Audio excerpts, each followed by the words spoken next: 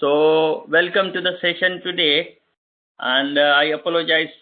On Tuesday we couldn't have a session, and but it's good that you are available today, and we are going to have a discussion, as well as we can further set the target that how you can enjoy the qualification and complete the qualification as soon as possible. Yeah. Yep. Yep. So as you know that there are 10 units, yeah, like database development, innovative computing technologies, ethical, legal and regulatory issues, and professional responsibilities, computing research methods, blah blah blah. Yeah, and I believe one of the unit is exempted for you as well. Yeah, the computing one, yeah. The computing research methods. Yeah. It's the managing a computer project. Yeah, project. Yeah, the computing project. Yeah, that's good. I understand. Yeah. So basically, that many of the units into this have been basically taken from the software engineering core methods. Do you agree? Yeah. Yeah. So did you ever get the chance to study the software engineering in your previous qualification? Yes. So I'll give you a bit of my background. So I'm currently an application consultant who works for a software house. Yeah. So a interface between clients to do functional stuff. Yeah. But I also do sort of semi-technical stuff with the development center as well. Yeah. So I've got work experience, and in my previous qualification, it was more around the fundamentals of how computers work as opposed to methodologies. But I've got a good 6-7 years experience working with software development methodologies. That's great. Yeah. So I mean, like there is a one, book, Software Engineering by Ian Somawai. Did you ever get chance to study it? No. Now this was going to be one of my questions. Was when I go onto the portal, I didn't see any associated material in that module, so I don't know if the books are in a different folder. That's fine. Yeah, we can. I can sort it for you. So normally, let me give you the idea what I wanted to discuss. That 1 second.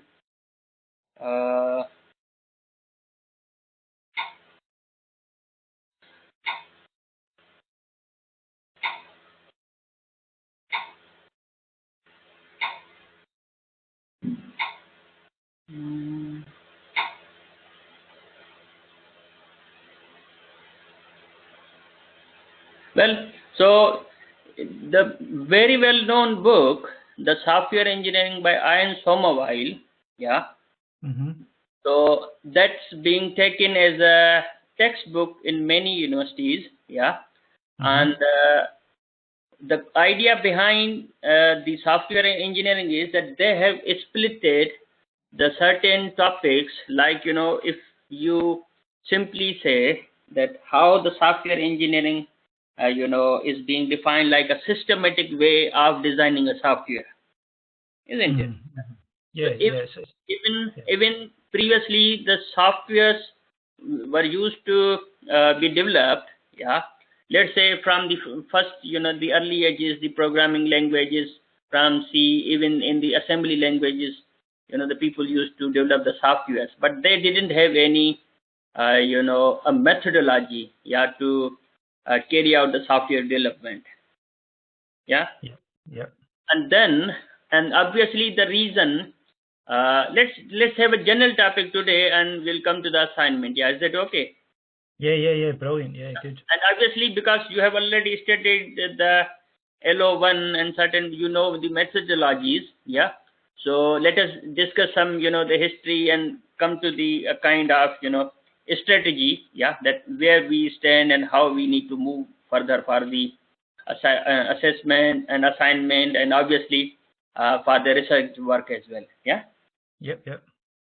So, like, you know, that initially the computers used to be standalone, and even the programming languages used to be standalone, yeah. Yep. And they didn't have an opportunity or functionality to for the reusability, yeah. So reusability, in a sense, the program used to be simply structured program, modular program, and even the concept of reusability, there were not any more features. Do you agree? Yep. And then, you know, obviously with the passage of time, they introduced some features to get the things reusable, isn't it? So would you like to participate to say something that how from the early programming languages and then, you know, the reusability came into existence, and which features, you know, were introduced? So when you say features, do you mean in terms of developing software? I mean the not only the development softwares, but the languages itself, how you know, they introduced the architecture, yeah, of the programming languages, yeah. Understand. So do you mean going from sort of like mainframe type languages to then going into more functional languages? Yeah, maybe. Yeah, for example, if I say there used to be COBOL, Fortran, yeah, did you? Yeah, you must have studied the history of programming, yeah. Yeah. So the first languages were very linear. They weren't object orientated. Yeah. And yeah, they were very. I'm trying to think of the term, but essentially you had to compile the languages, whereas now you can do it in a runtime. Yeah. So okay, let me give you the idea what I mean. So previously, like, you know, the Fortran, yeah, you must have heard about the Fortran or the COBOL, yeah. So, and even then, if I say the starting age of C language, yeah, the program used to be like a, you know, the standalone computers, yeah. Those programs used to be developed for the standalone computers, and there were, you know, except the World Wide Web, yeah, there used to be only web pages and these things. However, the idea came for the distributed computing. Yeah. So, like today we say the area of, you know, the cloud computing, web services, and big terms. Yeah, the things of internet. But it came the next step, you know, from the standalone computers. The idea of distributed computing came in. Do you agree? Yeah. So computers had to become interoperable. Yeah, interoperable, and like remote method invocation, yeah, in the Java RMI, and some other APIs of the C++, they made it possible to, you know, to build the applications on for the as a distributed applications, yeah. Yep. Then, since then achievement, they realized that for developing a kind of distributed application, yeah, certain methodologies should have been advised, yeah, so that if an application, for example, previously used to be, let's say, only one program and being used on the one computer, then probably only one programmer or two programmers could work together, yeah, and they could easily implement the the logic idea of the programs, yeah. But when they realized that the applications could be distributed, yeah, then they introduced the programming, the paradigms, which should have some kind of reusability, for example, and encapsulation, polymorphism, and these things. So can I ask, did you ever get the chance to study the features of an object-oriented programming? Yeah, so classes and things like that. Yeah, and did you get a chance to play with like a Java, any other programming language? Yeah, so I actually studied. I studied Java. The college used Oracle's Java training. So I started learning Java, and I've had some experience of object-oriented programming. So I understand, inheritance and reusing objects and things like that. That's great. Yeah, that's great. Yeah. So now our discussion could be interesting. So like inheritance, yeah, and encapsulation, yeah, and polymorphism, and use of API like packages and the application programming interfaces, yeah. So they give an opportunity to the developers for working on individual components independently. Do you agree? Yep. So since then, the methodologies came into the a discussion. Someone said this methodology is good. Someone said no, this methodology is good, and so everybody tried to give their own arguments, isn't it? Yes. Yeah. So, will you be able to say something about the traditional methodologies and a certain modern methodologies of the software development? Yes. So I think so for me, I think the oldest software methodology has to be Waterfall. Yeah. And I believe that stemmed from or originated at the time where they used to essentially build missiles and things like that. And I think that was adopted to IT. So Waterfall was essentially a sequential methodology where you would have a requirements phase, and then once that finished, you would then have your design phase. So none of the phases would overlap. Everything had to be done one after the other, and things should have really been understood up front, very early on. That's obviously evolved over the years.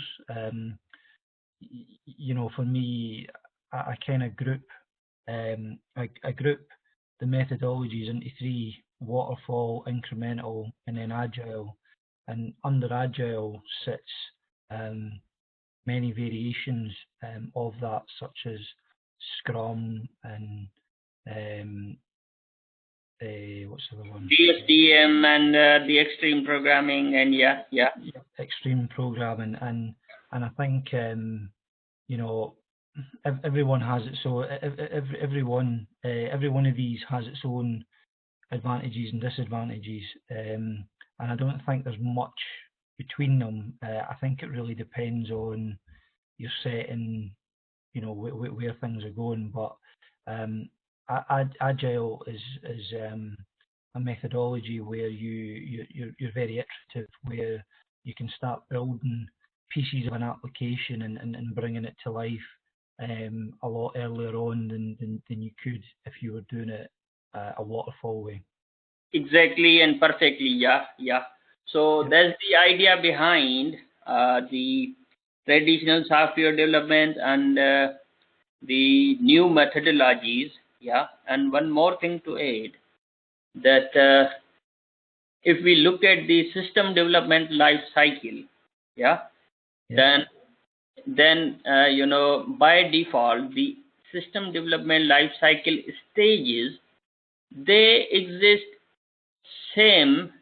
Yeah, maybe somewhere they give a little bit of different names, and they like divide little bit let's say sometimes they say maintenance, sometimes they testing, and the pre-implementation and post-implementation. But overall, if we give them a kind of the basic names. Sorry, could you just hold on a second? Sorry, I just have to get the door. Is that okay? Sorry. Yeah, that's fine. Yeah. Sorry, Yeah. Thank you. No worries.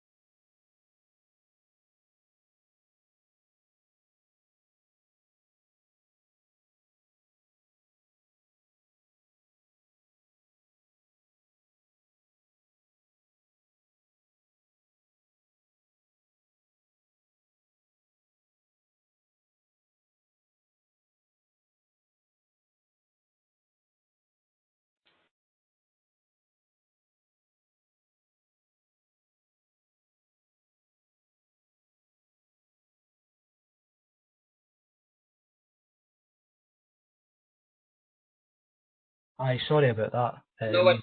Yeah. Yeah, cool. Right. Sorry, So, you were saying. yes. So the system, like I was saying, that the system development life cycle, yeah, like if you could have a look on the screen, let's say there are 7 stages, yeah. Yep. But like I said, sometimes they give a little bit more, they split some of the stages. However, for example, if I count them on the fingers, then it starts with the requirements, then analysis, design, requirements, analysis, design, implementation, testing. 5. Do you agree? Yeah. Yeah. And like planning or feasibility, for example, is a kind of additional term. Yeah. And so obviously, if you are carrying out the system development life cycle, then by default you felt it that it's feasibly okay to carry out, isn't it? Yep. Yeah. And like acceptance, installation, deployment, and obviously when you say implementation, it means you are going to install and deploy as well. Do you agree? Yeah, definitely, yeah. Yeah. So overall, what has happened? Requirements, analysis, design, implementation, and testing are the phases. However, the different methodologies, yeah, they have given us further, decomposition. Yeah, they have given a little bit more classes, and the more sections are, I would say, the detailed sections on their own. Do you agree? Yeah. So obviously, for example, if we look at the waterfall model, then it has simple analysis, design, and implementation, testing. And if we recall a spiral model, yeah, and it has kind of same stages, but most of the time, and the study says that the spiral risk assessment is being done after every cycle. If you recall, you might have studied. Yeah. Yeah. Let me go through Yes. Yeah. So next planning next, and the prototype, and identify and resolve the risks. Yeah. So again, obviously, if that's not the software development methodology, then everyone who is implementing, must be careful about their part, isn't it? Yeah. So now let us discuss another topic: the difference between the analysis and design. How would you say something about the analysis and design? So, analysis and design. So, analysis is really about eliciting the requirements of what is required either for the customer or the project that's being conducted. From the requirements, that then has to go into design. So a requirement would be the user shall have the ability to log into the user interface, whereas the design will set about what the interface will look like, what the security protocols will be, and it then goes to that next level of detail. Basically, like you said, that requirement. You said that analysis is the requirement. Is that right? Usually, yes. Okay. Do you want to say something more between the? If I say that differentiate between the analysis and design, then so analysis is what is it I need the software to do, and design is about what it is about how the software is going to work. Okay, yeah, pretty much, yeah, somehow correct. Yeah, let me give some more, idea about it. So basically, if we say that analysis is, like you said, that how the software needs to work, is it? Yeah. But again, let's say that requirements would be a kind of pure written description. Yeah. And when you want to model the requirement into as components, the abstract components, which should give you an idea of how the system should look like. Yeah. For example, the class diagram, the use case diagram, for example. And abstract, the analysis would be in the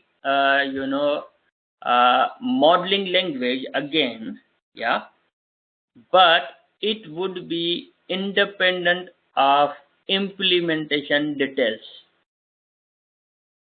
Yes, that's right, Yeah.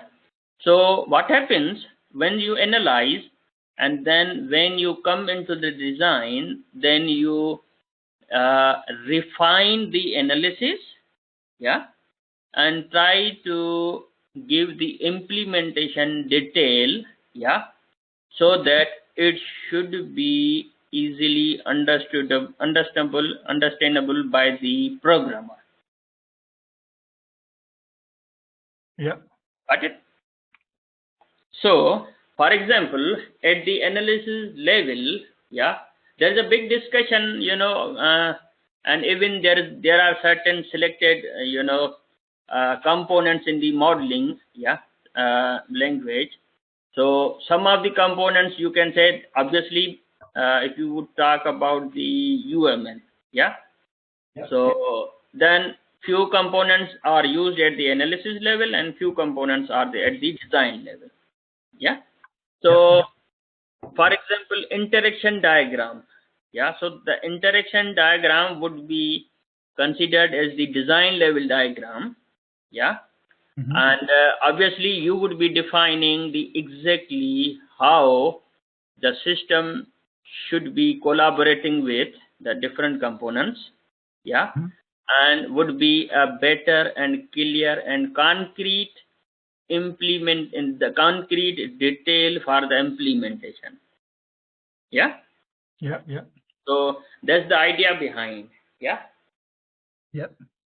So yeah. So how about UML study? Have you studied the UML formally? I haven't studied it formally. I'm not an expert in it, but I have used it for things like sequence diagramming and things like that. So I have used parts of it, but I'm not a pure UML man. Okay, yeah, that's not a problem. So I can advise you for your future and the career as well. Like UML, obviously you know that it's UML follows the RUP, Rational Unified Process. Yeah, you must have studied, yeah. And so that's basically the agile development, agile method as well. Yeah. So as well as extreme programming is agile, and the DSDM and few more. Let me try to get the list of the. Yes. So waterfall, V-shape, prototyping, incremental, spiral, they again, come under the standard methodology. Yeah. And they likely follow the conventional steps, for example. Yeah. And I believe you must have tried to study these, these.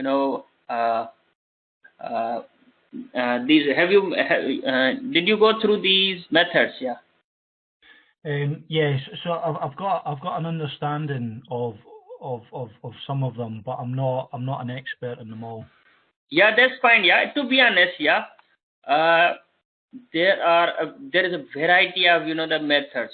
Yeah, and even literally we can only read them. Yeah, and can read the good articles about them. Yeah, the pros and cons. But obviously, no one will get a chance to do it practically, isn't it? Yeah, unless you are a very senior programmer and you have worked in lots of companies, those who use the adaptive software development. Some of them use their rapid application development, some of them use Scrum, but it's hard, it would be very hard to say, practically it won't be possible that even a single company might have used all of the methods, isn't it? Yes, very much so. Yeah, so that's fine. We can obviously at the level of this course as well, and if we can only discuss and see how the things I have been discussed for these methodologies, and even if you take only one methodology, then maybe one PhD would be the target, a minimum target, isn't it? Yes. People do, they say like doing PhD in software engineering, okay, PhD in agile methods, okay. No one would be say I have done PhD in all of the agile methods, isn't it? Yeah. Somebody would be saying I have done the PhD in the extreme programming, maybe only, yeah. Yep. And not necessarily that they would be expert into the other methods, isn't it? Yeah. So now if we recall, and so traditional methods, yeah, and they are little bit not little bit, but the requirements should be very much known in advance, and there are certain advantages and disadvantages you must have studied in the end, I believe. Yeah.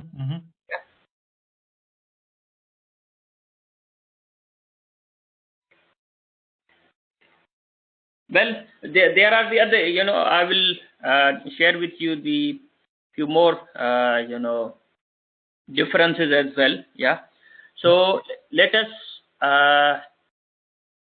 what I was talking about, yes. So UML, yeah.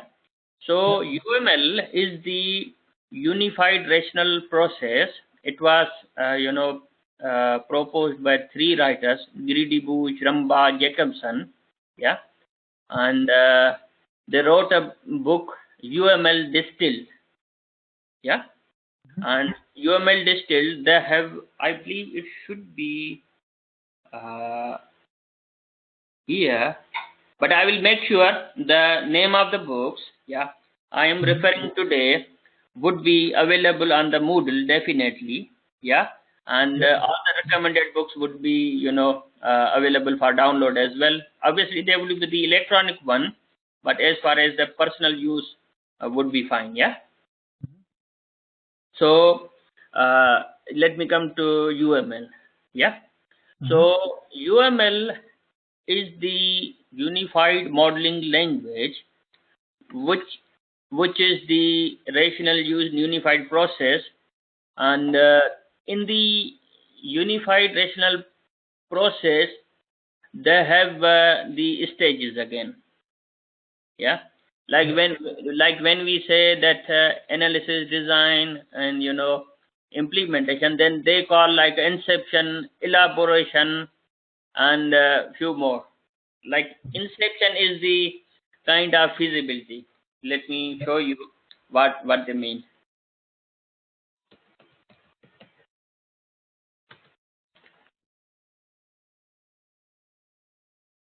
Rational universe, yeah.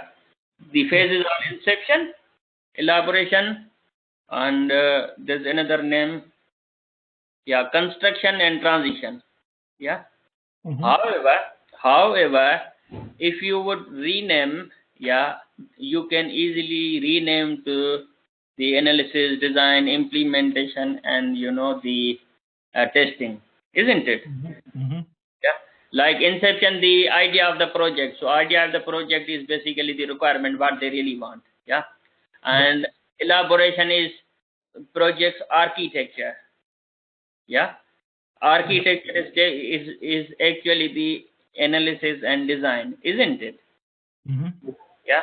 And the construction is basically the implementation, isn't it?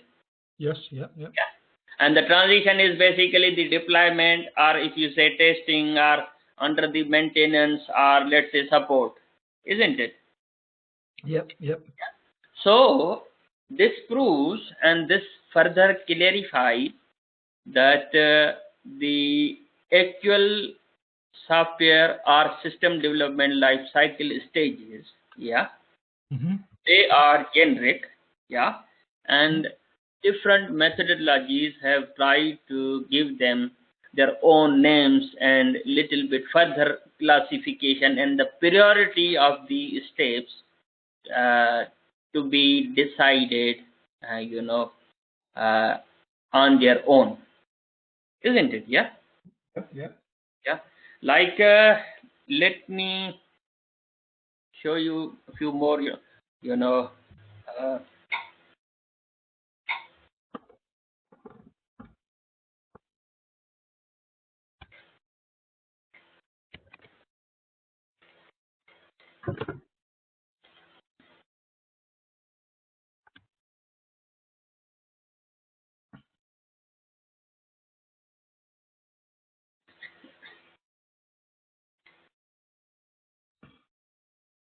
so for example, if we are here, then the traditional approach concentrates on a thorough upfront planning of the entire project, requires a high degree of predictability to be effective. However, in the agile project, you rely on the increments, yeah, ideal for exploratory projects, for example, focuses on active collaboration. So what we assume, you need a design upfront. In the traditional one, fixed scope, deliverables, are guaranteed. Freeze design as early as possible, low uncertainty, avoid change, low customer interaction. Yeah. However, in the agile, continuous design, flexible features or requirements is the product basically. Yeah, no matter in the deliverables, you get a whole project, but in Agile, you get the features developed and more concentrated, isn't it? Yeah. That's right. And please design as late as possible, high uncertainty. Yeah. And embrace change. Yeah, they welcome the change. Yeah. High customer interaction, self-organizing project teams. So one more thing, the only one disadvantage of the Agile. Can you say one disadvantage? Yeah. So the one disadvantage is that it's harder to actually manage the project as because sometimes it's not clear where your end date will be because of the change. Yeah, exactly. And it has a limitation that the Agile project team cannot exceed, the book said, more than, let's say, 9 or 10 developers, the maximum. Yeah, because and if you wanted a small to medium project, should be fine, but the enterprise level project cannot be carried out using Agile, because the organization of the team is self-organized. Yeah, that the strategies are being organized by the team itself. Yeah, and which would not be good if it is being done for a corporate. So uh,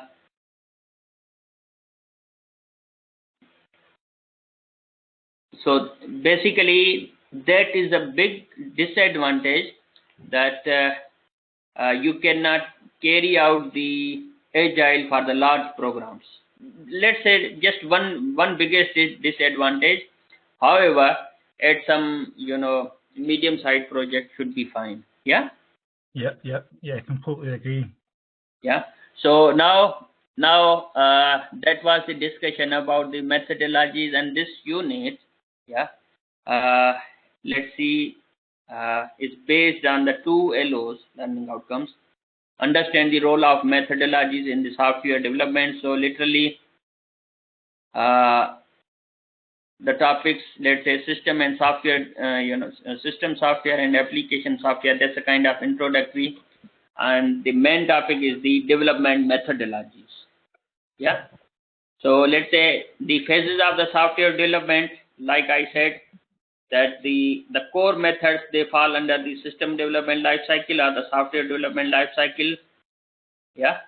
The core, yeah, like analysis and the requirement analysis, design and implementation. Yeah.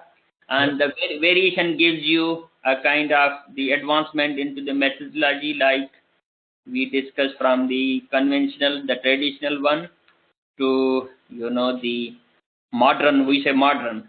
Unfortunately, we will have to say modern. Yeah.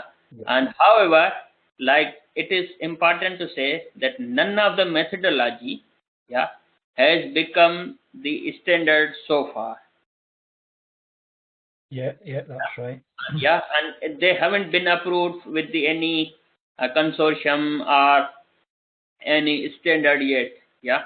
So obviously they are taking this on their own, and they claim this is good and blah blah. And I believe the writers of those methodologies, they want to take the credit, to be honest, isn't it?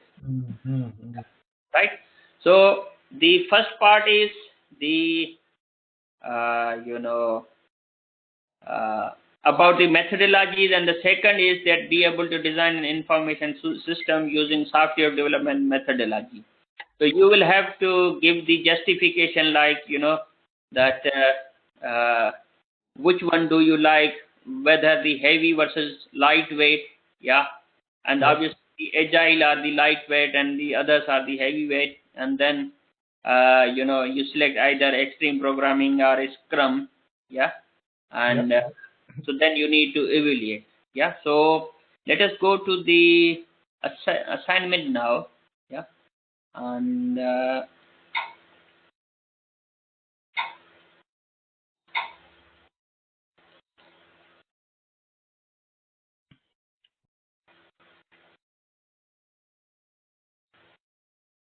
yes.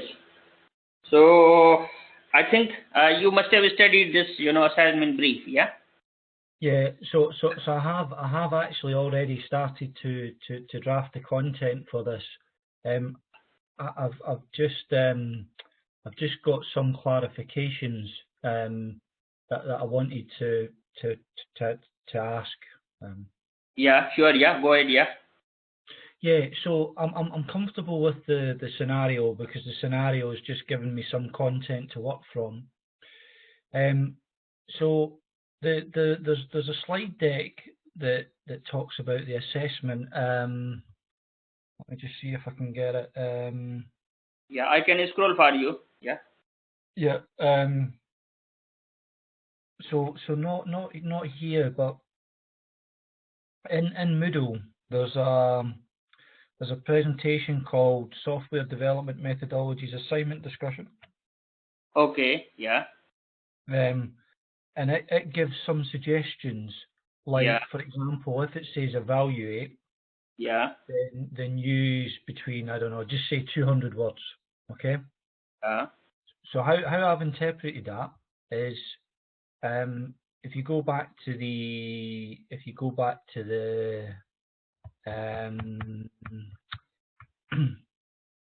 okay. Okay. So one question is that number of words. Yeah. Yeah.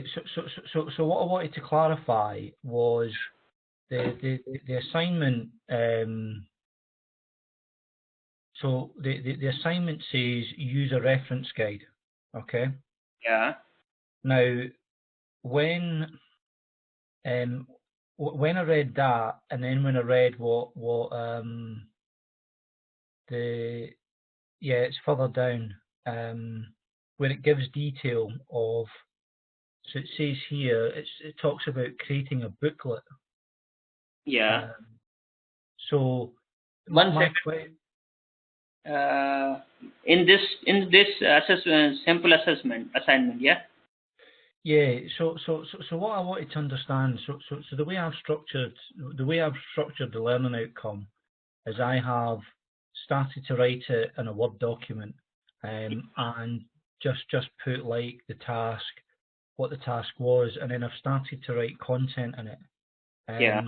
Now, when it says a reference guide, a booklet, is the expectation that I use in Microsoft Word create an actual booklet that looks like something that you could hand to someone, or is it just sufficient that it's on a Word document and structured in the right way?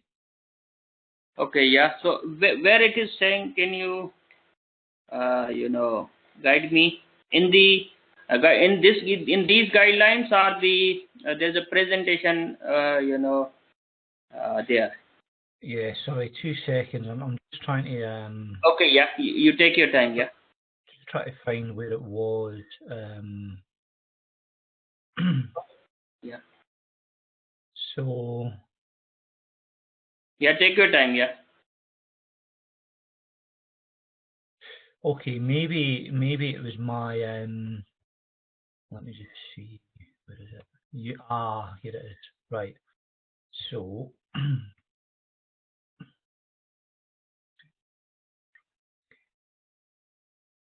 okay, sorry, it was my interpretation. I had assumed when it said reference guide, it meant I had to create like a booklet, but it's not saying that. It's basically saying create a guide that someone can pick up and read and understand what software development is. Yeah. Is this the line you are talking about? Activity and understand the role of methodology in the software development. Yep. Easy to use reference guide. Yes. Is that the question? Yeah.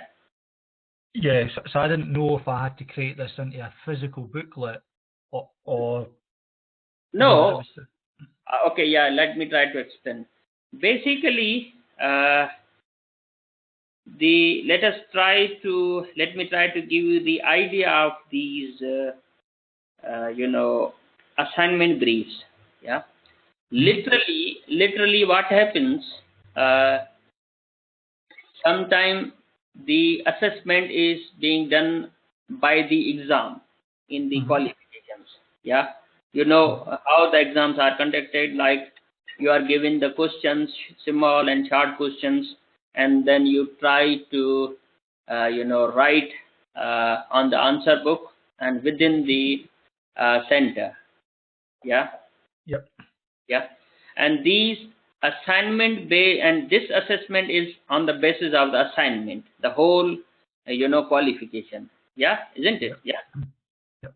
So what they have done, obviously in the learning outcome, they have set up an assessment criteria. Yeah, for every learning outcome. Yeah. So what happens that obviously a single scenario, yeah, can using a one single scenario, each and every assessment cannot be done. Do you agree? Yeah. Yeah, like for example, if a small software program, yeah, for a company for the attendance, yeah, like this one, will not be capable to will not be will not give you the chance to apply each and everything into this scenario. Make sense? Yeah. So the writers, yeah, of these qualifications, what they have done, they have explicitly asked, yeah, to touch all the assessment criteria, for example 1.1, 1.2, 1.3. Yeah, what they say that you explain, for example, no matter if all of the methodologies, all of the uh,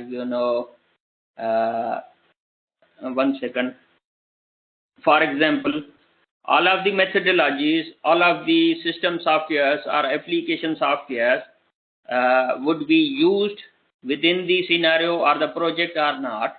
But what you will start with, you would say that, for example, the company needs a software, yeah, for attendance system. The available softwares are, let's say, XYZ, yeah. The available methodologies are, let's say, for example, Agile Methods. At least you can list out all of them and can explain three of them. Yeah, and then you can give a better guidance, yeah, a kind of detailed guidance. Yeah, so up to that point, that was a kind of guidance. Make sense? Yeah. No, that's great, because when I looked at the slides, it talks about the assessment, and it says, things it says describe. Yeah. Use 150 words to 200 words, right? Yeah. And I can sometimes be very detailed, and Yeah. I suppose with this you could probably write a 6,000 page document on software development methodologies, but really what the awarding body is trying to understand or demonstrate is that I have a sufficient knowledge over a broad spectrum. Yeah. Okay. Yeah. That won't be, to be honest, the 6,000.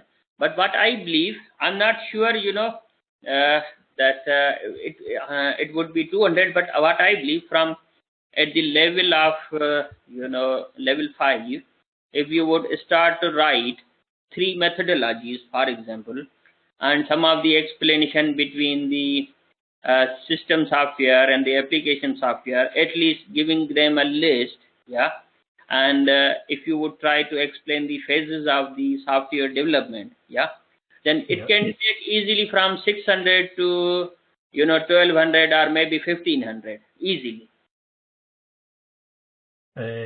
Okay. Okay. I've done about 700 700, yeah. Like I said, it can start from, the 600 to 1200, yeah. And the idea behind is like, you were stuck into the user guide. So basically, like, for example, we discussed everything, and your boss, like the company boss, and your manager, yeah. For example, in the scenario, you have to satisfy him, and by giving the explanations, yeah, like I explained that, okay, so in order to go ahead with the project, I would like to introduce you some of the application software, some of the system softwares, then methodologies, and some of the details. And further you can say that I am going to choose this methodology, yeah. And like, for example, if you have already explained in detail, then you can refer this, that which is explained in, for example, 1.4, yeah, and I will carry out in this way. Okay, excellent. So essentially, what the awarding body is trying to do is assess that I can take all this detailed information and be able to explain it to people that don't know. Yeah, one point is that they don't know, and the second, their assessment criteria is that you should be able to select the methodology, the best suitable methodology according to the scenario.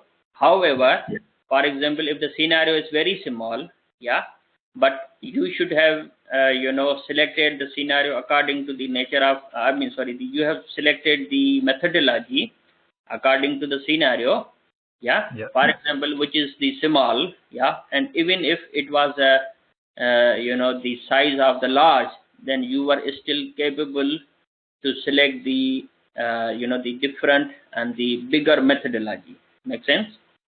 Yeah. No, that's good. So yeah. So that was up to the first activity. Yeah.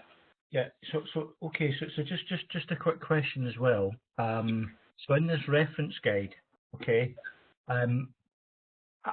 do I have to make references to evidence what do I have to do the Harvard referencing in this reference guide? Am I expected to quote websites, quote authors, quote books?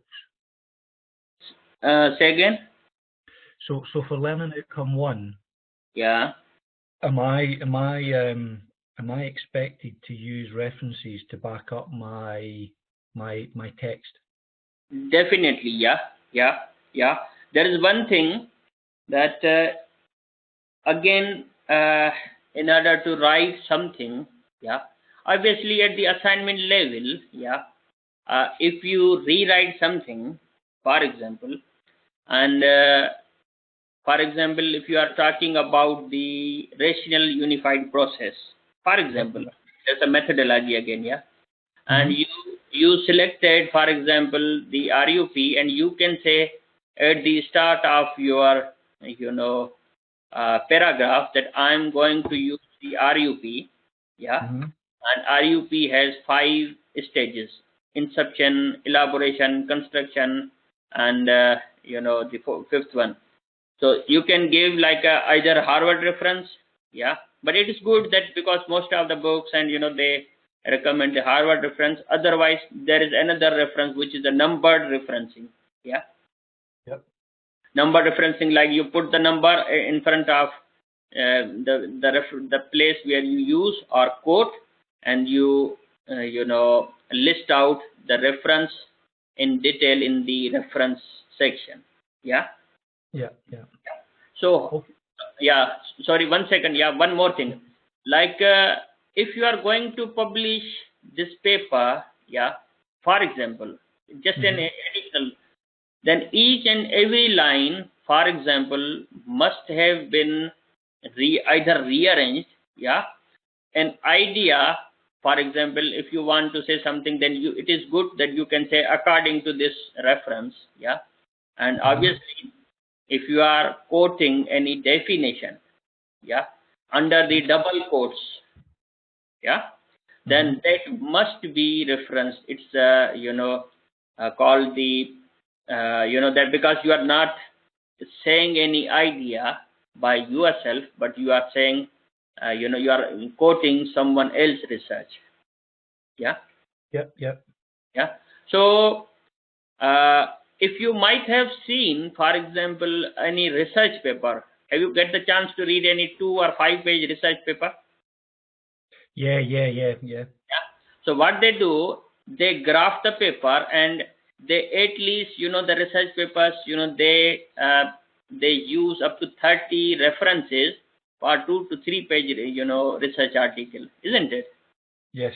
Yeah, because they want to support and back their, claim by the references, and they want to give a beautification. Yeah, but as far as this level is concerned, yeah, and you are advisable, you are advised to use the references, and it would be a good approach. Either you use the hardware reference or type or the numbered, yeah, and but do include. Okay, and my next question was going to be, I'm assuming it's okay to use a website, or is websites not allowed, or does it depend on the website? You mean the references, the sources from the website, yeah? Yeah. No, that's fine. Yeah, that's not a problem. That you cannot use the website. You can use the website, and you can give the link to the website, and possibly if you can find the name and the date of the article, yeah, obviously, and yeah, it's fine, not a problem at all. Okay. Yeah. Yeah. No. That's good. That's good. Yeah, it would be good. Yeah, there would be a little problem that if you would try to format the Harvard reference, yeah, then maybe more than 50% articles will not have the name of the author and the date of the article. Do you agree? Yes. Yeah. So in this case, yeah, sometimes the numbered the references, they are basically the IEEE format. Yeah. Yeah. So I can double confirm for you, yeah, because in the business studies, yeah, they definitely recommend the Harvard referencing. However, in the computing and the IT, yeah, and most of the research papers, I myself used the IEEE, the numbered one, the numbered referencing. Yeah, you just use the number, and as much as information you have listed into the referencing, the what should I say, in the references. Yeah. Yep. Like author name and the title and the date of the publication. Yeah. Yep. And last thing, yeah, you can, like my style, yeah, you can also go through my thesis, yeah, my PhD thesis, the way I drafted. Yeah, you can just you don't need to read it, but you can just see the organization and see how I have used the references. It might help you just for the if you are you want to see and like for future, if you want to write the research papers, yeah, and even for more, even this is your level 5, but if you wanted to do a postgraduate diploma or the masters, then definitely you would need to adopt the dissertation style. Yep. Yeah. So in Durham University, yeah, if you would write my name, Ejaz Sumro, then on Google you will definitely get my thesis. Yeah. Okay. And you can get the idea. Yeah. And any other question? Yeah. Cool. Excellent. Okay. No, that's fine. That's so that's enough for me now to refine my refine my assessment material. Yeah. And I assume once I feel it's ready, I can send it for submission. Is that right? Yeah, and yeah, that's fine. And one more thing, like there is a little bit, confusion, not confusion, but clarification you should have, that although this unit is not a programming language unit, most of the time, like software development methodology, like other theoretical units, for example, web-based is a kind of practical one. If it was a C programming language or object-oriented programming language, then it was very easy to produce the one assessment of a one program to be produced. One assignment for let's say for to write a program for the assessment should have been fine, right? Yep. But like the software development methodologies itself is a kind of theoretical unit, isn't it? Yes. Yeah. The assignment itself is expecting to produce a software, isn't it? Yes. Yeah. So you are not really required to produce a software. Obviously, it would require a lots of programming, isn't it? Yep. So as long as you can write down the requirements of the assignment of the scenario, then come up with the analysis, produce the diagrams, and then propose the implementation. Maybe you can write down the further class diagrams, and you can provide the strategy of the testing, as well as you can give the demo screenshots. Okay. Like we call the prototype, the quickly, for example, if you took any, simulator on the internet, and you created some of the text boxes, check boxes, and you can say that this is an idea of the application, then it would start with the login, for example, by username and password, and then this is defined into the use case scenario through the use case diagram. You understand? There is an actor, and this is a login, use case. Then there is, grant, ask for the holiday. Then there is another use case, isn't it? Yep.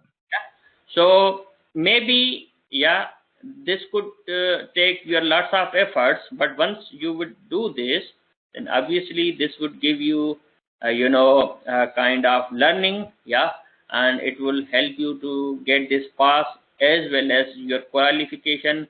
This knowledge would help you in the real life, practice, isn't it? It is.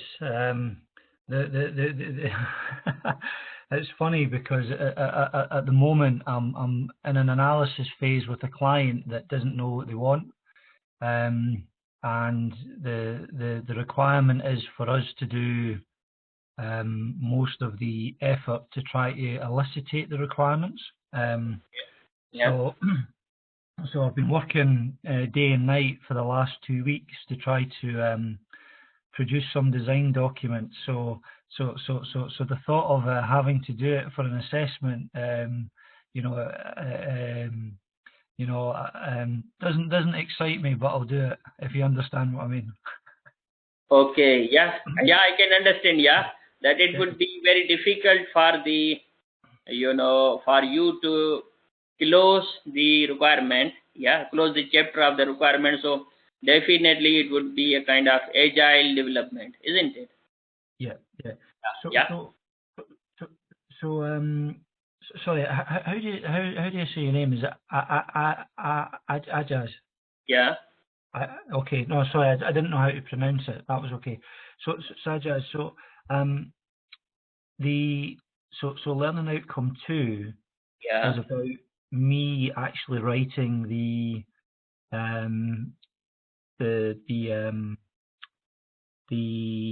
documentation for the project and being able to submit that as part of the learning outcome. Yeah, if you could read here, select a software development methodology, to use when designing an information system. So designing, and then use selected software development methodology to design an again information system, and then evaluate it like a test it. So if we recall from the today's discussion that designing is basically the detailed and concrete diagrams which could be easily implemented by the programmer. Yeah. Got you. Okay. Yeah. And if, for example, you can say that that particular component will have these functions. Yeah. And then quickly you can jump to the screenshot. Yeah. And then you can say, oh yeah, that's a kind of prototype. That's it. Yeah. You don't really need to create the individual components. You don't need to write the code for them, but as long as you can clarify, yeah, and the reader, yeah, as an examiner can see from the look at the scenario, and you are able to address the requirement of the scenario and be able to explain all the methodologies and give your little justification why you are choosing this, and then give the analysis of the scenario, and then come up with the design, and then screenshots, yeah, and that would be sufficient. Yeah. Yeah. Okay. Okay. And, yeah, and the last thing, sorry, that this attendance system, what I believe, you would find many of the already done analysis, design, and implementation on the internet as well. Yes. Yeah. Yeah. So you can also copy from their work, for example, and you can rewrite on your own. You can still use the references. Yeah. So it should be good, fine. Yeah. Yeah. Yeah. Yeah. No. That's fine. I'll choose a design standard and just work to that. Yeah. Yeah. That's good. Yeah. So nice to talk to you today, and I will be in touch with you. Feel free to contact me anytime via email. You can approach me via the mobile. I don't mind. Yeah. And we will have the the sessions scheduled every Tuesday or Thursday. You are most welcome to join. There is another guy, Patrick. He will be regular, and you will get the the invite as well.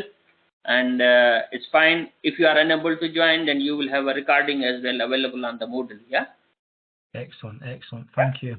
Welcome, and I will make sure that most of the references should be updated. The resources should be updated on the Moodle. Whatever the books and everything, are the recommended, and those should be updated. Yeah. Yep. All right. So thank you very much, and I see you according to the schedule. If you will be available, otherwise, you can let me know. We can have additional QA session, or you will always be able to see the recordings of the formal. Eventually, obviously, we didn't discuss the one by one slides, yeah, but the normal is these slides, and we go through each and everything, yeah. Yep. That's great. So okay. Bye for now. See you soon. Okay. Thanks. Bye. Bye.